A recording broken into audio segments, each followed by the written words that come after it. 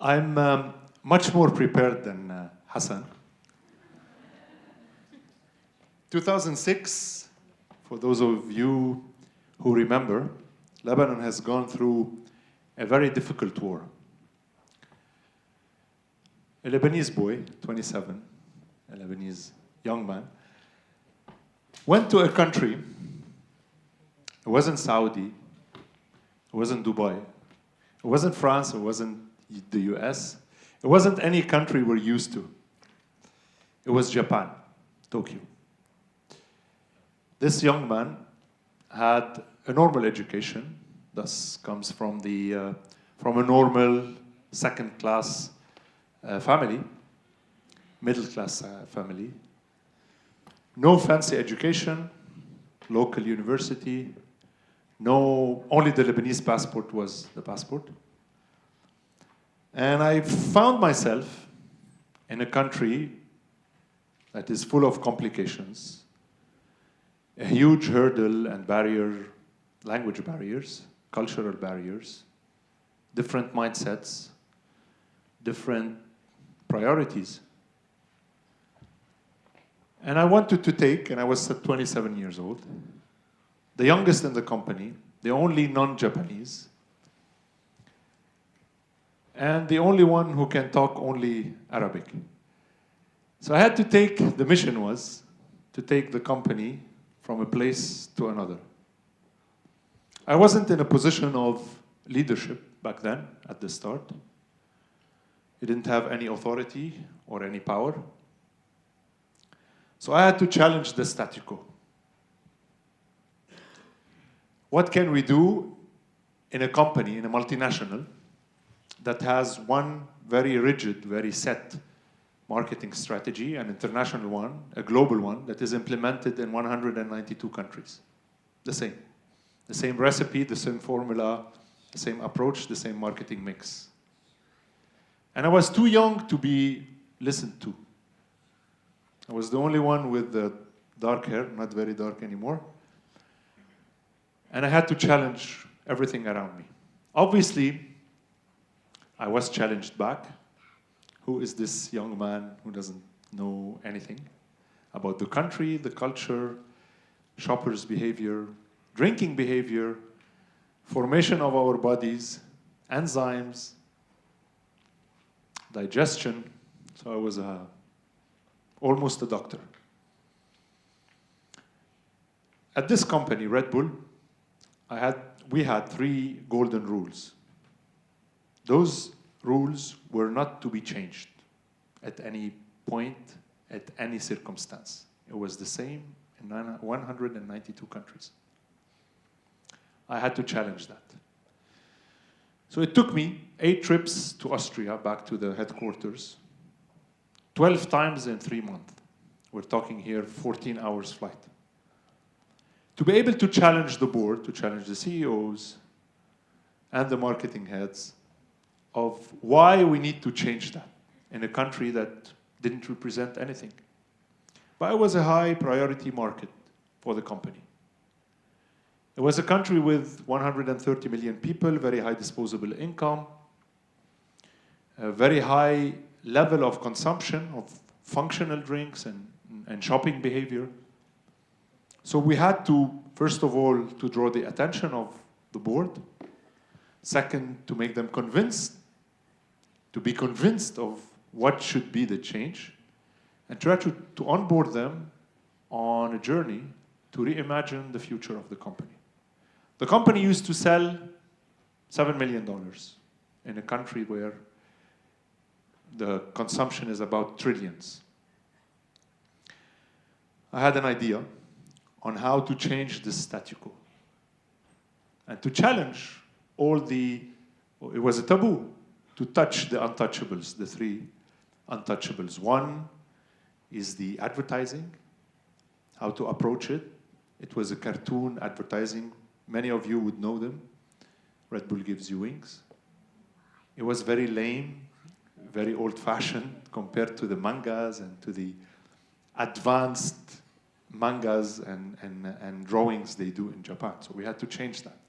2, it was a 250 milliliters. But the enzymes and the drinking behavior of such a market does not tolerate a can that you cannot reuse, you cannot close and drink later. It was one open, one shot. So we had to challenge that, reducing the volume. And 3, we had to use human elements in our marketing mix to endorse the brand with the humans, which is impossible back then. So those trips yield the conviction of our board. They were convinced. But the challenge was how to lead my team back in Japan, in Tokyo. And I was not in a leadership position back then. But I came to do the change and to transform from where they are to where they wanted to be. At first, there were meetings without calling me in.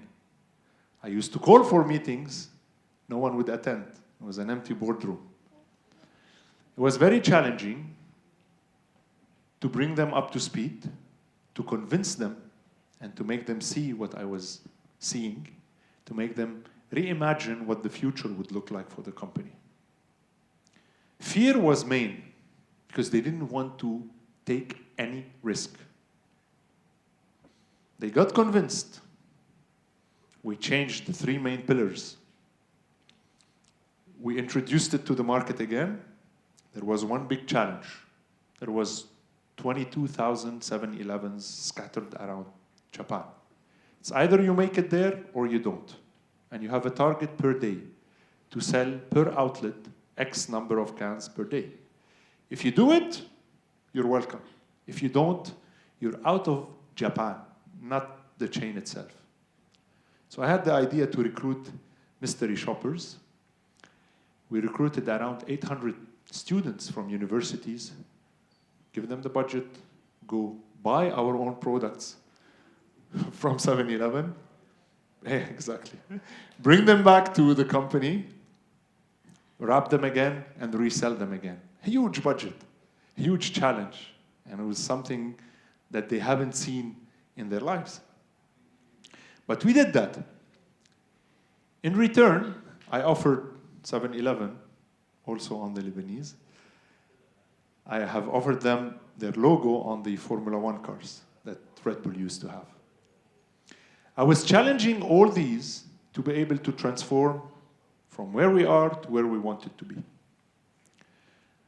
I gave away the company 14 months after we started this operation, and we reached 44 million, from 7 million to 44 million. What did it take to do it? First of all, there was a purpose. So if we're talking about DNA of a transformational leadership, this is it, purpose. I wasn't there to manage business as usual. I wasn't there to manage the status quo and say, okay, let's grow 2%, let's grow 7%. It was a drastic change, a disruptive approach. Second, it took courage, because the risk was huge. And obviously, if it didn't happen, I was going to be out of the company. It took so much energy to convince the board to take this step. And everybody was watching, like, who the hell are you? How would you know where to reach? All the seniors of the company, and obviously all the Japanese people who were saying, you wouldn't get it. So it took a lot of courage. We need to disrupt, we need to dare. We need to onboard those people, to inspire them. The ones who were challenging me, the ones who were resisting to do any change. 3, it took empathy. It took a lot of human touch. And being a human in a position of leadership is not weakness. On the contrary, it's doing what it takes. And 4, it took a lot of investment into the people that I believed in, into those talents. We had a huge pool of talent, but no one would know what exactly is needed from them, or maybe the capacity, maybe the package that they have. So we invested a lot in the people. We grew them further. They believed in what I was seeing. And we took this step. And 5, it took integrity and consistency. If I wasn't consistent and probably borderline stubborn, this wouldn't have happened. And it took all this to be able to make this transformation. And I'm giving one example of a company in one of the phases in my career that I managed to do it, and any one of you could do it. Because no one, I don't believe that we are here to do business as usual or to go in small baby steps. It's either we are bold or we're not. It's a decision.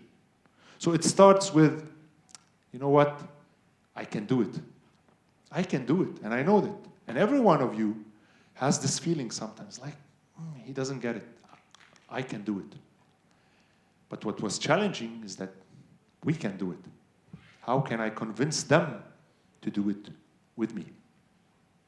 And the third stage is, you can do it. And this is what happened. Today the company is flying. Thank you so much. It was a real story. No presentations and no structure. It was a real story that we went through. And I believe every one of us has the opportunity to transform the status quo that we're going through into something else. Dare to dream, dare to imagine, but do lead. Thank you.